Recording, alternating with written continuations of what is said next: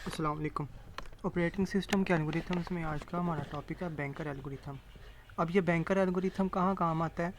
हमारा operating system में एक टॉपिक होता है डेडलॉक, जिसमें हमारे जो प्रोसेसेस होते हैं वो अगर एक दूसरे के साथ इंटरलिंक या प्रॉपर से एक दूसरे की वर्किंग ना कर सकें, तो उसमें ये डेडलॉक कर होता है कि हमारा जो प्रोसेस है ना वो एक दूसरे अगले एक प्रोसेस के साथ अगर कोई रिसोर्स उसका लेना चाहता है ना, लेकिन वो फ्री नहीं होता, जिसकी वजह से वो प्रोसेस जो है वो चलता ही नहीं है जो पिछला प्रोसेस होता है।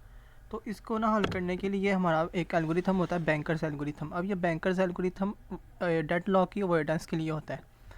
तो इसको इसके अंदर ना एक कोई सिनेरियो दिया जाता है कि इसमें पहले से बता दिया जाता है सिस्टम को कि मेरी ये रिक्वायरमेंट है, इतने मुझे क्या चाहिए, ये प्रोसेसेस मेरे होने चाहिए। तो अगर इनके अंदर कोई प्रोसेस ना चला तो मेरा जो है डेडलॉक वो अक्कर होगा और जो मेरा प्रोसेस है पूरे का पूरा वो अनसेफ होगा। अब हम इसकी एक एग्जांपल देख लेते हैं। मेरे पास ये एग्जांपल पड़ी हुई है, इसमें दिया हुआ है, उसने कहा ज़ूम करो। मेरे पास 5 प्रोसेसेस हैं, ठीक है। P0 से लेकर P4 तक, P5 तक, मतलब कि 5 हैं, 0 से लेकर 4 तक 5 बनते हैं।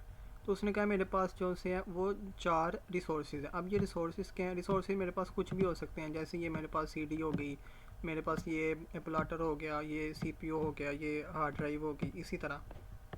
अब इसमें इसने क्या दिया, उनकी वैल्यूज़ दी हैं, ठीक है।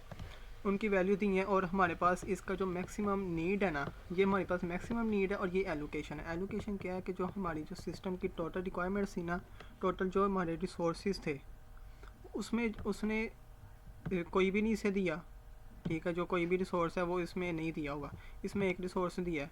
मिसाल के तौर पर हमारे पास यहाँ पर मैं नीचे आपको बता देता हूँ, इधर लिखा हुआ है if system has one instance of A के पास हमारे पास एक इंस्टेंस है, बी के पास हमारे पास 5 है, सी के पास हमारे पास 2 है, और अगर जिसकी नहीं लिखी होगी उसकी क्या हम कंसीडर करेंगे, ज़ीरो। अब उसने कहा है कि हमारे पास मिसाल के तौर पर ये ए जो है वो CPU है, हमारे पास एक CPU है, और एक CPU जो हमारे जो ज़ीरो प्रोसेस पे कोई भी नहीं अलॉट हुआ, मतलब कि वहाँ पर उसने काम ही नहीं किया। और प्रोसेस 1 पे भी हमारा ए आया, 1 आया, मतलब कि हमारा CPU यहाँ पर भी एक अलॉट हुआ है। इसी तरह यहाँ पर अगर मिसाल के तौर पर बी पे हमारी CD-ROM है, CD-ROM हमारे पास कितनी है, 5। अब बी प्रोसेस पे P0 पे हमारे पास एक CD लगी हुई है, P1 पे हमारे पास 2 CDs हैं, P3 पे हमारे पास 2 CDs हैं, और पी क्या कहते हैं 3 में हमारे पास 6 हैं। तो इसी तरह ये इनको ना अलॉट की हुई है कि हमारे ये रिसोर्सेज हैं, इन चीज़ों के ज़रिए ना ये काम कर रहे हैं। अब इनकी जो मैक्सिमम नीड होती है वो ये होती है कि हमारे पास ये जो हमारे पास रिसोर्सेज है ना, इसमें हमने क्या करना है, इनको अलॉट करना है। मतलब कि देखना ये हमारी एलोकेशन है, हमने ये इनको अलॉट कर दी है, और ये हमारे पास जो मैक्सिमम नीड है ना, हमने इसको लेके चलना है। अब हमारे पास इसका सलूशन होता है बैंकर एल्गोरिथम का, वो मैं आपको बताता हूँ। इसमें हम ये देखते हैं कि सबसे पहले ये हमारी एलोकेशन लिख ली, ये हमारा सिनेरियो है, इसमें सारे प्रोसेस लिख लिए, हमारी ये मैक्सिमम नीड लिख ली। फिर हमारा एक आ जाता है अवेलेबल का, कि हमारे पास कितनी जो रिसोर्सेज हैं वो अवेलेबल हैं, और हमारे पास कितने रह गए हैं, रिमेनिंग कितने हैं। अब हमने क्या करना है, हमारा फार्मूला होता है remaining is equal to maximum need minus allocation. अब हमने जो रिमेनिंग निकालने के लिए हमने मैक्सिमम को एलोकेशन को माइनस करना है, और हमने एक ये भी देखना है कि अवेलेबल जो है हमारा वो रिमेनिंग से बड़ा होना चाहिए, ठीक है।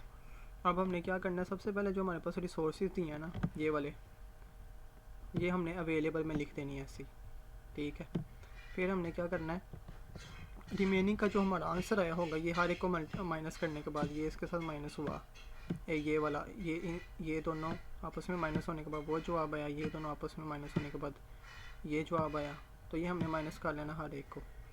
इसके बाद हमने अगर ये इसको लिख लिया, तो अब हमने ये देखना है कि हर एक को इसके साथ मैच करना है, बी के कोरस्पॉन्डिंग, सी के कोरस्पॉन्डिंग, डी के कोरस्पॉन्डिंग मैच करते रहना है। अब हमारी जो इसके अकॉर्डिंग अवेलेबल की जो वैल्यू है ना वो बड़ी होनी चाहिए, और रिमेनिंग की वैल्यू छोटी होनी चाहिए। एक भी वैल्यू अगर इनमें रिमेनिंग में बड़ी बड़ी आ गई इससे, तो हमारा जो प्रोसेस है वो नहीं चलेगा। मिसाल के तौर पर अब हम सबसे पहले ये करते हैं कि एक एक हमारा ज़ीरो से बड़ा है, ठीक है, वैलिड है। 5 भी हमारा 1 से बड़ा है, 2 भी हमारा 0 से बड़ा है, 0 भी हमारा 0 से बड़ा है। तो अब हम इसमें क्या करेंगे, ये हमारी जो कंडीशन है ये वैलिड है, ठीक है। पी नॉट हमारा जो सिस्टम है वो वैलिड है, ये चलेगा। अब हमने क्या करना है, हमारी ये जो पी नॉट की ये जो वैल्यू है, ठीक है, इसके अंदर हमने अवेलेबल की वैल्यू के अंदर हमने ये एलोकेशन की वैल्यू को ऐड कर देना, और ऐड करने के बाद हमने यहाँ लिख देना, ठीक है। इसी तरह और हमारा ये जो आएगा, ये पी नॉट हमारा चल गया था, तो हमारा ये डेड लॉग के अंदर की जो लिस्ट बनेगी ना, उसमें देखेंगे हमने उसको ऐड कर देना। अब इसी तरह हमने इसको देखना है। अब ये वाला तो चल गया ना, ये चल गया पी नॉट, तो हमारा ये ख़त्म हो गया, ये नहीं अब चलेगा, ठीक है। अब हमने देखना इससे नीचे वाले, अब हमने देखना है इसको इसके साथ 1 बड़ा है, ठीक है, 6 4 से बड़ा है, ठीक है। अब 3 बड़ा है 2 से, ठीक है। अब जो 0 है, 0 1 से छोटा है, तो एक भी वैल्यू इसमें छोटी बड़ी आ गई तो हमने इसको नहीं लेना। अब ये मतलब कि हमारा ये जो प्रोसेस है ये इसमें नहीं चलेगा। अब हम क्या देखेंगे, इससे अगला वाला देखेंगे, ये वाला चलेगा इस यहाँ पे। अब 1 बड़ा है, ठीक है, 1 इसमें छोटा है 2 से, तो वैलिड हो गई कंडीशन कि नहीं हुई, नहीं हुई वैलिड। अवेलेबल हमारा बड़ा होना चाहिए, यहाँ पर छोटा है, तो यहाँ छोटा है तो हमने इसको भी छोड़ देना, हमारा ये भी गया। अब हमने चेक करना है इसके साथ, एक 0 से बड़ा है, ठीक है, 6 भी 0 से बड़ा है, 3 भी 2 से बड़ा है, और 0 0, ठीक है, बराबर होने चाहिए या बड़े होने चाहिए। अब ये हमारी कंडीशन वैलिड है। अब हमने क्या करना है, P3 जो हमारा चलेगा, इस P3 के अंदर इसके अंदर हमने P3 के वैल्यूज़ को जमा कर देना। P3 के वैल्यूज़ को जमा किया तो हमारे पास ये आंसर आ गया, और हमने P3 को यहाँ पर ऐड कर दिया, ठीक है। अब हमने इसको देखना है जो हमारी रिमेनिंग बच गई। अब ये तो हमारा ख़त्म हो गया ना P3, अब रिमेनिंग हमारी बस बची है एक ये वाली, ये और ये 3 बच गई हैं। अब हमने इन तीनों के साथ मिलाना है, जो सी भी हमारी मिल गई हमने उसकी वैल्यूज़ को जमा कर देना। अब 1 है, 1 12, 1 हमारा बड़ा है 0 से, ठीक है, 12 हमारा बड़ा है 4 से, ठीक है, 6 हमारा बड़ा है, ठीक है, 2 हमारा बड़ा है 1 से, ठीक है। अब ये जो P1 की वैल्यू है, अब P1 वाला हमारा प्रोसेस जो सा लॉट हुआ है ना, अब P1 के अंदर ये वाली वैल्यूज़ हमने यहाँ पर ऐड कर देनी है। ये वाली वैल्यूज़ यहाँ पर ऐड की तो हमारे पास जवाब आ गया 2 14 9 13, ठीक है, ये आ गया, और उसको हमने ऐड कर दिया इसके अंदर, लिस्ट के अंदर P1। अब हमारा ये भी चल गया, ये वाला भी ख़त्म हो गया हमारा, ठीक है। अब इसी तरह हमने क्या करना है, इसको चेक करना है। अब इसको चेक किया, इन दोनों में से ये बराबर है, ठीक है, ये बड़ा है 0 से, ठीक है, 9 भी बड़ा है 0 से, 13 भी बड़ा है 1 से, ठीक है। अब ये हमारी कंडीशन जो सी ये वैलिड है।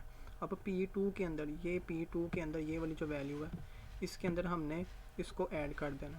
ऐड करने के बाद हमारा जो जवाब आया वो आ गया 3 17 15 8 आ गया। अब इसके बाद हमारा ये भी प्रोसेस चल गया। अब हमारा ये अकेला रह गया, तो अब हमने इसको ऐसे ही लिख देना इसके साथ ही। P2 तो हमारा चल गया ना, या अगर आप चेक भी करना चाहो तो कर सकते हो, लेकिन चेक कर लें तो इससे ये पता चलेगा कि ये प्रोसेस हमारा चलेगा भी कि नहीं। तो हमने इसको क्या किया कि P3 को देखा बड़ा है, ठीक है, 17 भी बड़ा है, 15 भी बड़ा है, 8 भी बड़ा है, ठीक है, ये P4 भी आ गया हमारे पास। अब फिर P4 आ गया तो हमने इसके अंदर भी P4 की वैल्यूज़ को जमा करना है। अब P4 की वैल्यूज़ को जमा करेंगे तो हमारा ये जवाब आएगा, इनको और इनको जमा करना है, 3 17 16 और 12। अब हमने इसमें ये भी बताना होता है कि हमारा जो ये प्रोसेस चला है ये सेफ़ भी है कि नहीं सेफ़। हमने क्या करना है, इन A की सारी वैल्यूज़ को, B की सारी वैल्यूज़ को, C की सारी वैल्यूज़ को और D की सारी वैल्यूज़ को जमा कर देना।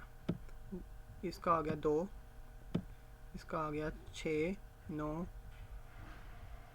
11 और 12, ठीक है, 12 आ गया। इसका आ गया हमारे पास 6 और 14, 1 और 2 6 8 और 6 14 हो गया। और इसका हमारा कितना हो गया, 9 10 11 और 12। अब हमें कैसे पता चलेगा हमारा ये सिस्टम सेफ़ है कि नहीं। अब हमने इनको और इसको, ये जो हमारे रिसोर्सेज हैं, इन दोनों को जब जमा करेंगे तो हमने मैच करना है कि जो हमारी एंड पे वैल्यू आई है वो सेम आई है कि नहीं। अगर तो सेम आ गया तो हमारा सिस्टम सेफ़ है। अब और अगर सेम नहीं है, हमारा सिस्टम सेफ़ नहीं है। अब इसमें वैल्यूज़ चेंज है, अगर चेंज है तो हमारा ये जो सिस्टम है ये सारा सेम है, इसके अंदर डेड लॉक अकर हुआ है। एक कंडीशन डेड लॉक की ये हो सकती है, और एक कंडीशन ये हो सकती है कि हमारी कोई भी वैल्यू इसमें से, एक पूरा प्रोसेस कोई भी, मिसाल के तौर पर यहाँ पर ये वाली सारी वैल्यूज़ इससे छोटी हैं, तो ये प्रोसेस ही नहीं चलेगा हमारा, तो जिसकी वजह से ये डेड लॉक अकर होगा। तो हमने सिर्फ इसमें यही देखना होता है कि हमारा ये डेड लॉक सेफ़ है कि नहीं है, जो हमारा प्रोसेस है। तो ये सारा प्रोसेस है बैंकर एल्गोरिथम का। तो उम्मीद है आपको समझ आ गई होगी। Thank you.